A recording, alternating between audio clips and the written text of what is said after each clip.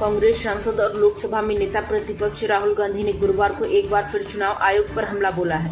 उन्होंने महाराष्ट्र चुनाव का आंकड़ा दिखाते हुए आरोप लगाया कि राज्य विधानसभा चुनाव के दौरान धांधली की गई। उन्होंने ये भी कहा कि पिछले 5 महीनों में 5 साल की तुलना में ज्यादा मतदाता जुड़े। विधानसभा चुनाव में 40 लाख वोट रहस्यमय तरीके से जोड़े गए, जिससे संदेह बढ़ गया है। एक प्रेस कॉन्फ्रेंस को संबोधित करते हुए कांग्रेस नेता राहुल गांधी ने कहा कि महाराष्ट्र में हमने चुनाव आयोग से सार्वजनिक रूप से बताया कि 5 महीनों में 5 साल से ज्यादा मतदाता जुड़े हैं, जिससे संदेह पैदा हुआ है। नए मतदाताओं की संख्या महाराष्ट्र की वैक्स जनसंख्या से भी अधिक हो गई, जो कि एक बहुत ही आश्चर्यजनक तथ्य है। उन्होंने आगे कहा, फिर 5 साल बाद मतदान में भारी बढ़ोतरी हुई। शाम 5 बजे के बाद मतदान में भारी टर्नआउट हुआ और सभी ने इसे देखा। महाराष्ट्र विधानसभा चुनाव में हमारा गठबंधन साफ हो गया है, जबकि कुछ महीने पहले ही लोकसभा चुनाव में इसी गठबंधन ने भारी जीत हासिल की थी।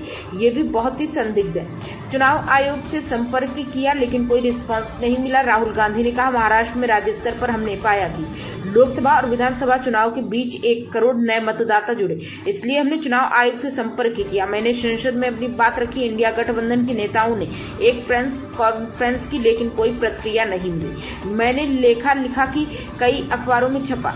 राहुल गांधी कांग्रेस नेता ने बताया कि मैंने तब तक लेख लिखा जो कोई अखबारों में प्रकाशित हुआ। इसमें हमारे तर्क का सार भी मौजूद था। हमारा मानना है कि महाराष्ट्र चुनाव में धांधली हुई है और अब यह लेख प्रकाशित हुआ तो इससे हलचल मच गई है।